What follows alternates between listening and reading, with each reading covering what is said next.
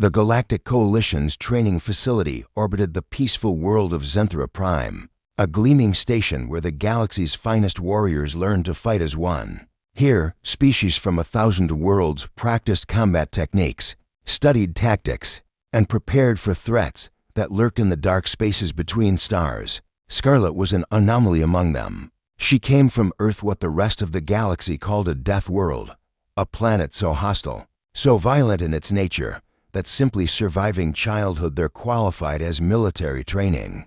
The recruiters had been skeptical when she arrived, a human female, barely 20 standard years old, with reddish-brown hair and eyes that seemed too soft for a soldier. They learned quickly that Earth bred a different kind of warrior. Witherspoon was her closest friend on the station, a young man from Earth's northern territories with an easy smile and a talent for engineering. Unlike Scarlet, who had volunteered for frontline combat training, Witherspoon specialized in tactical support and communications. They had grown up in the same recruitment cohort, had survived the journey to the stars together, and had promised to watch each other's backs in this alien world. The problem began with Commander Zralkith. The Korthian commander stood nearly 8 feet tall, his exoskeleton gleaming blue-black under the station's lights. His species had ruled as warriors for millennia, and he viewed the newer coalition species, especially humans, with barely concealed contempt. To Zralkith, humans were soft, weak creatures who had stumbled into galactic society through dumb luck rather than strength. During a routine combat exercise, Witherspoon had been paired against a Korthian soldier named Vex. The match was supposed to be non-lethal, using dampened weapons and protective gear. But Scarlet, watching from the observation deck, saw immediately that something was wrong. Vex wasn't following protocol. His strikes came too hard, too fast, aimed at vulnerable joints rather than protected areas. Witherspoon defended himself admirably, but he was outmatched in size and strength. When Witherspoon stumbled, Vex's strike caught him across the shoulder with full force. The crack of breaking bone echoed through the training hall. Witherspoon collapsed, his arm hanging at an unnatural angle. The automated medical systems should have halted the match instantly, but they remained silent. On the command platform, Zralkith watched with what might have been satisfaction in his alien features. Scarlet was moving before her conscious mind registered the decision. She vaulted the observation rail, dropping 15 feet to the training floor and rolling smoothly to her feet. Across the hall, Vex stood over Witherspoon's prone form, raising his weapon for another strike. Enough. Scarlet's voice cut through the space like a blade. Vex turned, mandibles clicking in what Scarlet had learned was Korthian laughter. The female wants to defend her mate?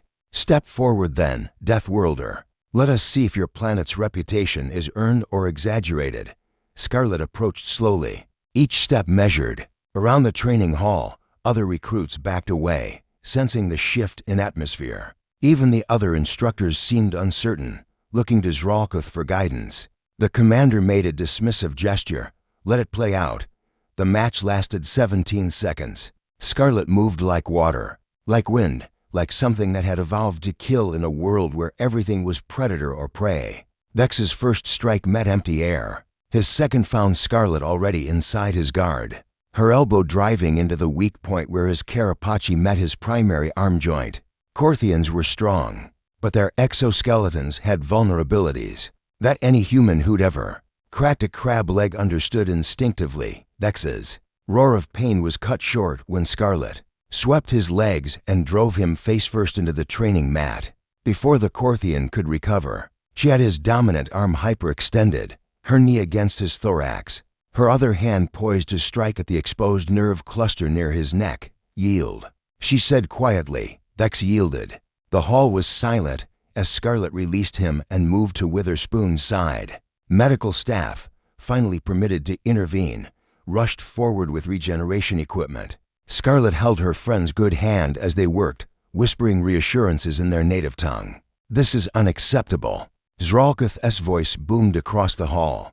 He descended from the command platform, his full height towering over Scarlet as she knelt beside Witherspoon. You have violated protocol, attacked a fellow recruit without authorization, and your soldier broke my friend's arm. Scarlet stood slowly, meeting the commander's gaze without flinching. "Your safety systems were disabled. You let it happen. I was testing the human's resilience. Your species claims to be from a death world, yet you whimper at the first sign of real combat." Something changed in Scarlett's expression. The other human recruits recognized it immediately and began backing away further. It was a look they'd seen before, usually right before someone made a catastrophic mistake. "Real combat?" Scarlett repeated softly. "Commander, with respect, you don't know what real combat means." Zralkuth's mandibles spread in what might have been a sneer. "Then educate me, Deathworlder. Show me what your terrible planet taught you." The challenge was formal now, spoken before witnesses. By coalition law, Scarlett could not refuse without dishonoring herself and all of Earth. Zralkuth knew this. He was counting on it. What he wasn't counting on was what happened next.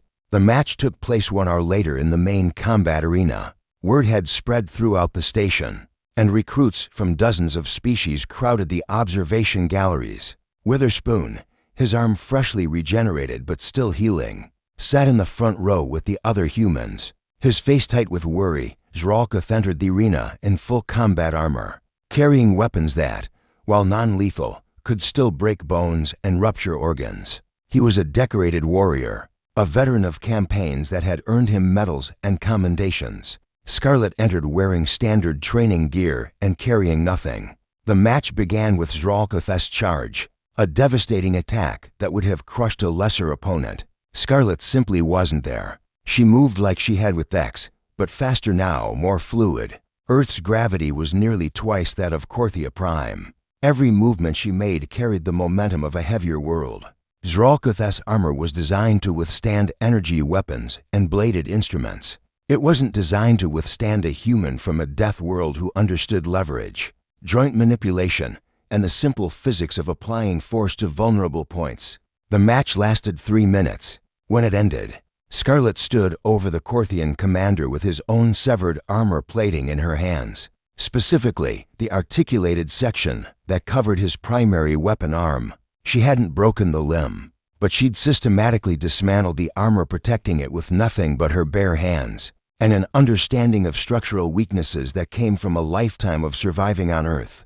The message was clear. She could have taken the arm itself if she'd wanted to. Scarlett dropped the armor segment at Zralkuth's feet and walked to where Witherspoon sat. The crowd was silent, shocked into stillness by what they'd witnessed. No one had ever seen any human move like that. "Is your arm okay?" she asked softly, switching back to English. Witherspoon nodded, unable to find words. Around them, the other species were learning a lesson that Earth's recruiters had been trying to teach. Since humanity joined the coalition, Deathworld wasn't just a classification. It was a warning. Commander Zralkuth recovered eventually, though he never again questioned human resilience. The armor segment the arm Scarlett had returned with hung in the human quarters as a reminder. Not a trophy of victory, but a symbol of something more important on Earth. They protected their friends, and those who forgot that lesson did so at their peril.